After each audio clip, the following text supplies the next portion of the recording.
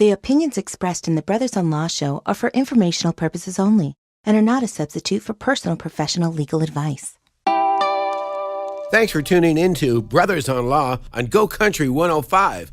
I'm Larry Mandel. And I'm Rob Mandel. And we've been trial attorneys here in Los Angeles for over 40 years.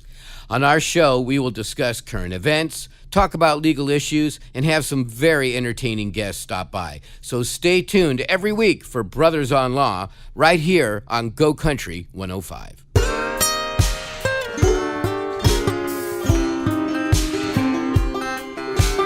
Brothers on Law.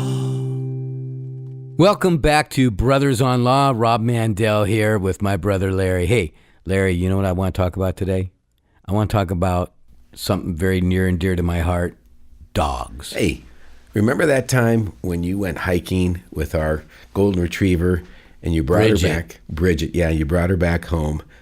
And she came into my bedroom and then laid in my bed. Turned out that she was riddled with ticks. Yeah. Yeah, she had ticks I had ticks in my bed, ticks in my bedroom. Right. You know, you had to put like a tick bomb off or something. I did. I was really ticked off about that, dude. Yeah, you know, I didn't even know what a tick was until that happened. Thanks so much. I swear to God. That was crazy. And it was hard to get the ticks off the dog, too. I don't know if you remember that. You had to take tweezers and stuff. That was terrible, man. Yeah, but what a hike that was. It was a hike to remember because we went back into the woods and it was fall with golden leaves. It was just gorgeous, and I think the dog really had a good time. Okay, today we have a very special guest. His name is Steve Ritt. And Steve, I've known for years. Steve is involved with animal training in movies and all different kinds of things. And we're going to talk to Steve about some of the things that you used to do and now that you've morphed into. What do you think about that, Steve?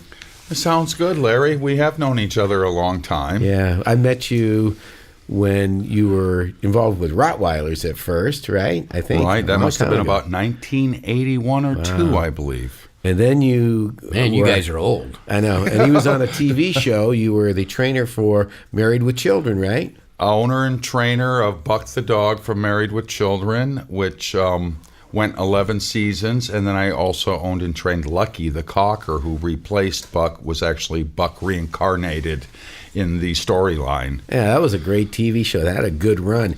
And you invited me on the set. I took my kids there. That was a lot of fun. Yeah, we used to film that live, 2 live shows every Friday night. And it was a hit in 77 countries. And one of the longest running sitcoms in the history of television, actually. And how was it interacting with Buck on set? What was it like? Was it difficult with him? Was it easy? Well, live camera shows with dogs is a very challenging format to work a dog in because it all has to be done with hand signals and to one beat. So if Buck doesn't do something or exits a beat too soon or a beat too late, then you basically stop the show. The joke doesn't work. So it's very precise with the timing to one hand signal in front of the live audience. Then, of course, you have multiple cameras moving around. And you also try to get it to where the dog looks natural, like he belongs to part of the family. Right. And he's not looking for hand signals, even though he needs to see the hand signal. So it has its own challenges as compared to, 1-hour dramas or feature films where you can cut. Wow. And you've done some feature films, too, over the years, right? Yeah, I've done quite a few feature films. Buck actually was in the Christmas movie Scrooged with Bill Murray. Right. Recently... I've done a film called Friends with Benefits. My Anatolian Shepherd was in that. What type of animal was in that? Anatolian Shepherd's a rare Turkish breed. Ah. So are they a large breed? Very, breed? very large, and he was extremely large. And we worked a couple weeks. He was very large, this dog. Very, very large. That's the impression I'm getting. Very funny, and you're funny, Rob. How long does it take to train a dog to respond to those kinds of hand signals? Before I have a dog even go on set, even if they require something pretty basic, I like to have 6 months to a year of training in them. So there's always more. It ends up being more than they tell you. A production person tells you on the phone, I imagine. So you're training the dog to respond to specific segments of the show. Is well, that the there's idea? pre-training for each job, possibly, but every film dog should have a well-rounded amount of commands that they know and some distance. So there's dozens of commands every film dog should know to start with. Then you would prep according to each, episode or feature film. Wow, so there's a lot to it. Yeah. Sometimes the prep becomes very specific to that job. It's something you wouldn't train a dog to do, because they're never going to use it except for that particular job. So there's prep involved. Do these yes. dogs live with you at your house? My dogs are my personal pets in my family too. I'm like the mom and pop operation of supplying dogs to film and TV. They live in my house, and I compete with people that have 50 to 75 dogs. And I take it you don't. No. Yeah. No, So you I have hate seeing them in kennels, so Yeah, that's it's ridiculous. a commodity to a lot of people, but Yeah. to me, I'm very close to my animals, and they live in the house. Yeah, So you are emotionally attached to each and every one of the... very much so. Maybe a lot of it's because I'm a single guy with no children either, so they kind of supplement the children. Right, thing, right. you Well, dogs know. are like kids. Yeah. They are. They got to be part of the Actually, family. dog behavior is equivalent to child psychology up to a 5-year-old child. So you have to also train, if you're training somebody, let's say it's not you but an individual private party, and they want to know how to train a dog, what do you have to train the person first? I mean, do people come to you and say, all right, here's my dog, just train it? I've had it both ways, where a lot of people are like, can you just take the dog and train it? And I do that on special rare occasions. But I like to do in-home dog training because it's more effective. Number one, that's where the behavioral problems occur, are in the home. But also, like you said, you got to train the people. That's what's really important. The dogs are really easy, actually. People say it must take a lot of patience. Yeah. It really doesn't. Once you understand dogs, it's pretty black and white. And different breeds have different kind of idiosyncrasies and things like that? Each breed has been bred for specific tasks, working with man. So they are, have their own, set of behavioral characteristics. But even within the same group of purebred dogs, you'll find individual personality characteristics within each puppy, within that same litter of purebred dogs. So you start, go ahead, Rob. Well, I was just going to ask, can you spot, let's say you got 5 puppies, and they're, 3-4 months old. Can you tell from just observing these puppies for a little while which ones are going to be the most trainable, the smartest, the most fun, that sort of thing? Yeah, you can see which ones are more calm, more excitable, which ones have more prey drive. Definitely, which ones are more dominant. There's a battery of different tests we can do with young puppies to help determine that, along with observing their behavior. What if just mom and dad go to buy a puppy from somebody that's advertising? What would they look for? Let's say they don't have the benefit of having you around. It at the time. depends on everyone's. That's a good question. Everyone's lifestyle's different. So you should try to get the puppy or dog that's going to match your lifestyle. Whether you're active, whether you're laid back. A lot of people get for instance, there's well-bred German-bred dogs, shepherds, and Dutch Malinois that a lot of the police departments use now. And a lot of these are bred so much for work, and they have such high energy levels for working, because it takes that for whether it's bomb detection, whether it's protection training, police training, you need high drive. Those usually don't make the best pets. They'll be bringing you a ball to throw fetch at midnight when you're trying to sleep, So it is important to try to, see which puppy fits your lifestyle more. I mean, you really don't want a real excitable dog or a dog bred with a lot of drive if you just want a pet to chill with. So what do they do to determine that? Should they go on the internet and look at the characteristics of the breed? Yeah, you What can do they hire do? some trainers. I'll give you a tip, put the puppies on their back, hold them like a baby. Which ones are content? Which ones struggle and then calm down easy? Which ones never calm down and want to be, turned free? Yeah. Watch them interact with each other. Which ones are the dominant ones? Now, that is kind of like a kid. You were talking about how the psychology of a dog is like up to a 5-year-old kid. Yeah.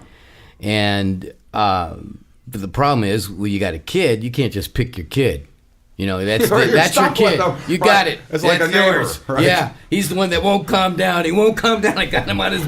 I'm petting his belly. He ain't gonna calm down. That was what you were like when you were a little kid, right? By the way. I bet. Well, You were the mellow one, Larry, Yes, and I Rob still was am. the high energy, excitable kid. flipped around. Because he was so ridiculous as an older brother, I had to become a feisty guy. You had to fight And for your that's- life, Yeah, I didn't had you, to Rob? fight for my life, which makes me the badass lawyer I am today. So I do give you credit. I give you some credit. Yeah, see? So being the younger brother, you had to be a little tougher to keep up with Larry. Pretty much. Yeah. Yeah. And still I imagine chasing that me, though. happens with dogs too. Definitely. Right? And you can mold that a lot during the critical and socialization periods of a dog. And it's just like people. That's what molds us as adults is, the hereditary, genes behind us, our parents and grandparents. And it's the same with the dog. And along with our environment and how we're raised during our critical and socialization periods in life. Well, that Nature brings up- versus nurture. Yeah,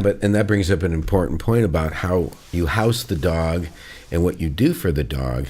If you put the dog in a very strange environment when you leave the house or something like that, that's going to be detrimental for the dog's, upbringing. Exactly. You can have the best, dog genetically, and if you isolate it too much early in life, don't expose it, you'll create a dog that's very fearful in new environments, or if it's not used to people early in life. Actually, we see a physical change in the brain cells of a dog if they're isolated compared to lots of exposure during these socialization periods. So the more they're exposed early in life during the socialization and critical periods, the nerve cells in the brain are larger and there's more of them. Then the opposite's true the more a dog is isolated early in life and not exposed Well, that makes to sense. things. Yeah. But Steve, Steve, it drives you nuts to be isolated, basically. I mean, a human being can't take that. You don't get stimulation, Yeah. number one, but you're not expanding what you're used to early in life. So then later on, it's harder to cope with because you've never experienced certain things. So maybe someone who can't spend a lot of time with a dog Maybe should shouldn't get it. reconsider that. Right, you could I try to promote rescue dogs and getting dogs from the pound. There's so many wonderful dogs, from pounds, adult dogs, that then you don't have to deal with all the puppy problems and the time a puppy requires. That's right. And a lot of them turn out to be great dogs. In fact, two of the pit bulls, my two last pit bulls, were both rescue dogs. One of them I had to get special permission from the lieutenant of the shelter because they don't adopt out pit bulls. And he went on, he was in 2 Trace Adkins videos. He ended up being a co-star on the series with Kristen Bell, Veronica Mars. Sure. So What's he his worked name? out really nice. I mean, I'd never seen him display any aggression towards anybody at any time. what was his name? Lazarus. Lazarus. Is he still with us? No, Lazarus passed away, unfortunately. And you had another pit bull. And then I had Igby. Igby was very Igby cool. was from Redlands Animal Shelter. And, real ghetto look, little cropped ears, 95-pound pit bull. And, of course, those aren't the first to leave the pound. People are afraid, Just the look alone. But he was a sweetheart. He was a sweetheart, and in fact, he is the star of a short film I made that's out now on Amazon called Unleashed Love. No kidding. And it's from the point of view of Igby. And in fact, it ended up being, real life imitating art. Nice. If you watch the film, it's a short film. It's about love and loss, and it's an all-animal cast, essentially, with just a couple people in it. That's on Amazon? It's on Amazon, and it actually did very well at the film festival circuit. Wonderful. It's won And several you, awards. You directed it? You I produced direct it? and produced and wrote it with Wonderful. my writing partner, Larry Postel. Unleashed Love. Unleashed Yeah, Love. by Steve Ritt. I've seen it. That's It's really wonderful. good. I've watched it many times.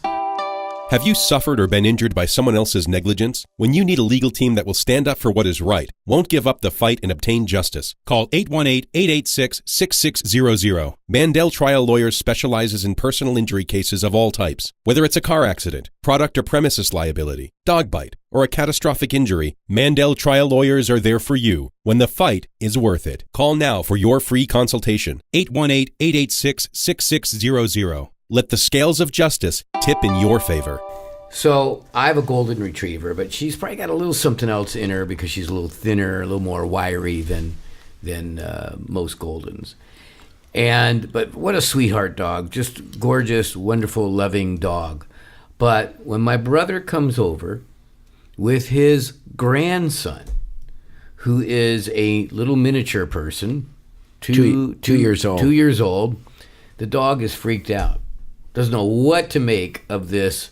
And so little kids freak her out. When you say bark. freak out, she gets excited or she stays Barks. back? She'll bark. She'll put her tail between her legs. Okay, so she didn't experience maybe many children early in life during her socialization and critical period, and all of a sudden she's a little older and she saw her first small person. And Right. like, what is this? So it's not that before we got her, when she was a little puppy, some kid abused her.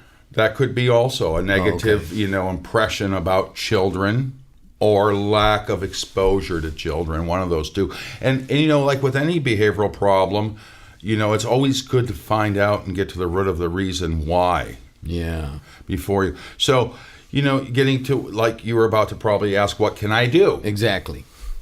So What can he do? What the hell can I Well, do? it's a multifaceted thing, actually. Besides dealing with the individual behavioral problem directly, you always want to do it in conjunction with some kind of proper training program.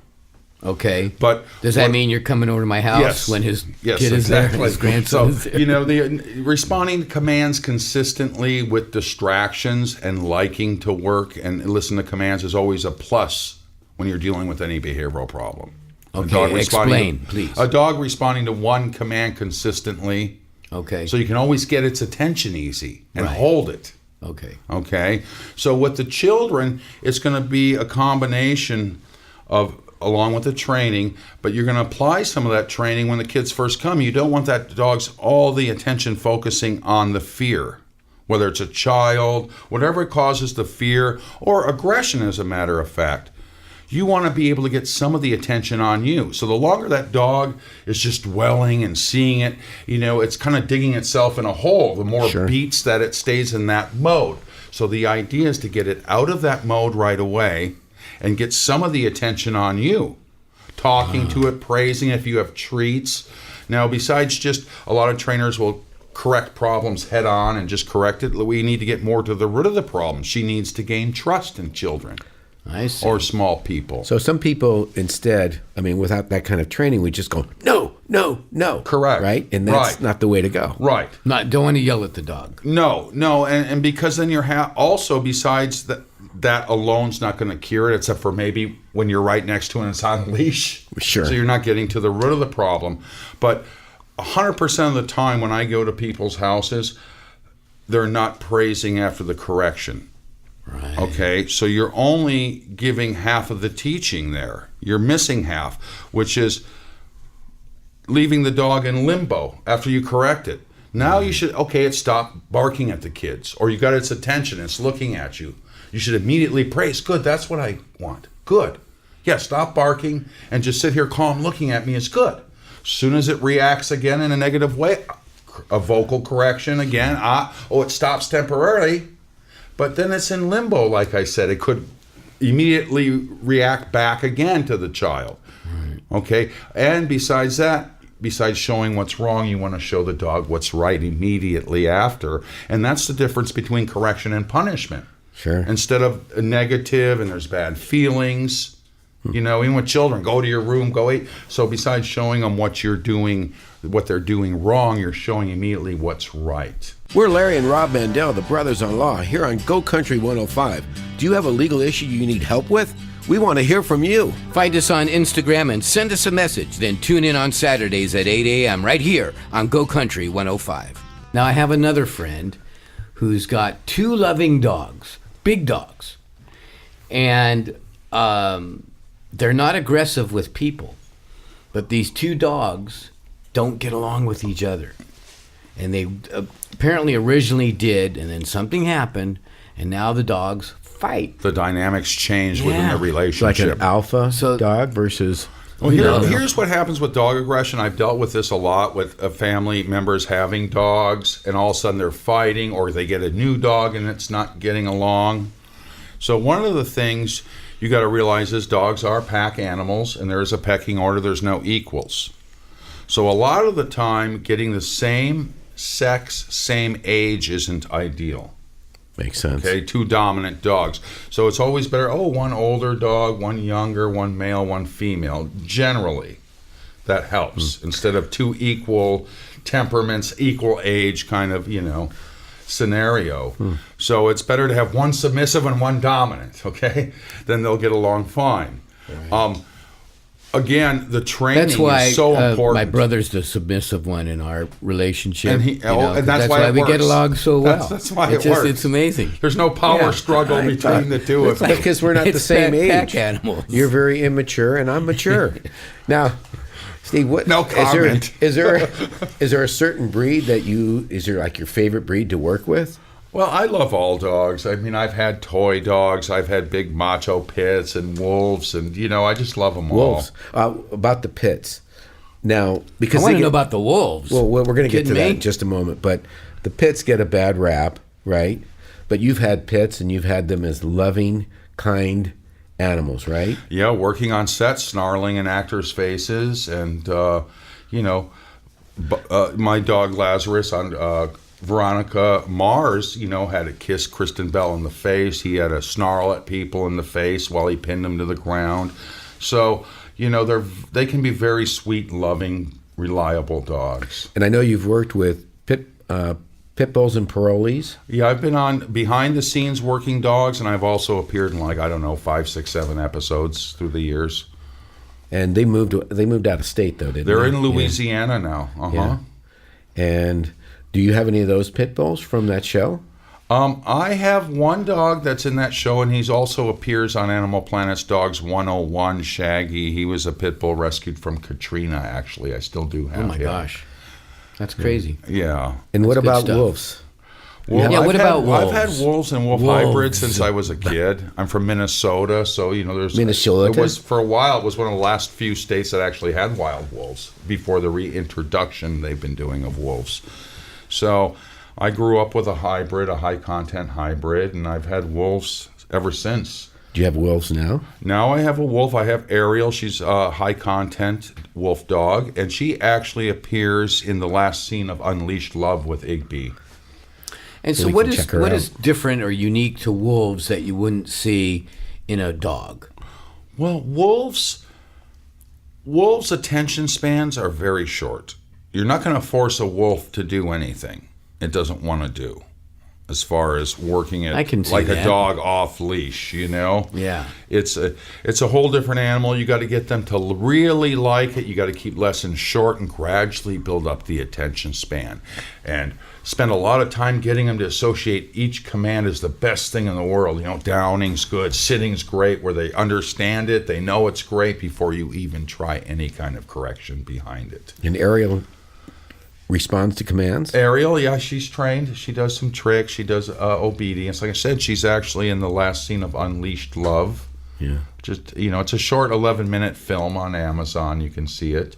And, she had to stay. In fact, there's the last scene I'm really proud of, because I didn't have any assistant trainer, and I had to have Igby, the pit bull from Redlands Animal Shelter, and Ariel stay off of camera while I placed a couple butterflies. Okay, and they see the butterflies flapping around, so they wanted to chase them. And then I had to work them away from camera. So you have the two of them staying and waiting while I get placed far away, from camera, and they're working away from camera, so I can't be in the shot. So I had to time them trotting down a path together side by side, where one's not coming too fast, one's not coming too slow. So you can see her working that. I mean, she had a lot of training before she did that film. I had to have her trained to a certain level. How about other animals? Well, we could talk about, we could talk all day, but I think we got to check the message box real quick. Now it's time to check the Mandel message box. Honestly, wolves, I want to know more about wolves, but we we're running out of time. Back. So listen, I got a good one here for you, Steve. Okay. Denise from Montebello writes in. Go ahead, read her, Larry. I was walking my dog on a leash, and my neighbor dog got out. My dog attacked it, and then the owners are trying to have me pay for the vet bill. Their dog was not on a leash, and mine was. Am I responsible? What do you think, Steve? I think that's more a lawyer question for one of you guys. Yeah. But I do know with leash laws, if a dog's off leash, my understanding, and correct me if I'm wrong, is that as soon as your dog's off leash, you're pretty much in the wrong and liable. Yeah, I think I agree with that. And also, isn't a dog more likely to be aggressive on a leash than because it's going to feel more protective? This can be to true, you? right? And just even when they bait dogs for fighting, they like it to have them pull. So sometimes the terrible. leash causes a frustration because now you're affecting, the dog feeling like it can't escape or go get away from a situation sometimes. And then, like you said, it feels more territorial with its owner because it's right there. People are an extension of their territory. Cars are an extension of their territory. And dogs only display territorial or predatory aggression. I So see. all the aggression you're seeing, if it's not to kill something, to eat it, is territorial. Right. So that will make them more territorial for sure. Right, and like we said, if the other dog's off the leash, I think they're in the wrong, even if it was accidentally off the leash. Yeah, because most of the cities have these leash laws that they have to abide by. It's weird because the message from Denise says that my dog attacked it, but I'm assuming that the other dog that was off leash had to come Right. and encounter it. So it's really Came not over, an attack. and then that dog Yeah. got aggressive, but Yeah. that's okay. That's the way it is. Stay connected with us on Facebook, Instagram, Twitter, YouTube, and of course, brothersonlaw.com. Speaking of dogs, did you know that there is a dog bite statute? It's actually Civil Code Section 3342, which if you're the owner of the dog and the person who's visiting you is legally on your property, your dog bites that person, you are strictly responsible. There's no free Doesn't bite. need to be on your property, Larry. Well, it could be anywhere. If your dog bites someone without any kind of provocation, you're strictly liable. Strictly. You don't need to prove prior bite. You don't need to prove negligence. Did you know that? No, I didn't know that. That's Yeah. a good one to know because I get Yeah. asked that by clients. Yeah. Yeah. No, it doesn't have to be on your property, but you have to be legally somewhere. I mean, if you're illegally on somebody's property, it may not take effect. Well, yeah. It doesn't apply if someone's breaking into your house and your dog bites them. No, then It bites them right where it counts. that person's going to deserve it. Yeah. But anyway, that's what the statute says, and so you don't have to argue that the dog had some, bad behavior beforehand. Right. Doesn't matter. Yeah. Have you suffered or been injured by someone else's negligence? When you need a legal team that will stand up for what is right, won't give up the fight and obtain justice, call 818-886-6600. Mandel Trial Lawyers specializes in personal injury cases of all types. Whether it's a car accident, product or premises liability, dog bite, or a catastrophic injury, Mandel Trial Lawyers are there for you when the fight is worth it. Call now for your free consultation. 818-886-6600. Let the scales of justice tip in your favor. Steve, we can't thank you enough. It's always a pleasure to talk to you. We hope you come back. I'd love to come back. We got to have Great. him come back. Now, Steve, what's the name of if we wanted to contact you, how would we contact you? What's the name of your business? My business name is Acting Dogs, and you can reach me at actingdogs@msn.com, or you can call me at 661-269-DOGS. Nice. 3647. That's a good one. Nice. 269 dogs. All right, we thank you for tuning in, and catch us next week right here on Go Country 105. And just remember, let the scales of justice tip in your favor. Do you have a legal issue you need help with?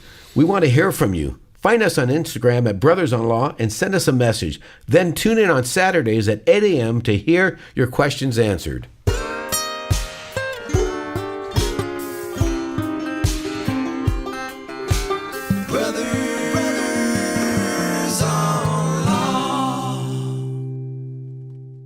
The opinions expressed in the Brothers on Law show are for informational purposes only and are not a substitute for personal professional legal advice.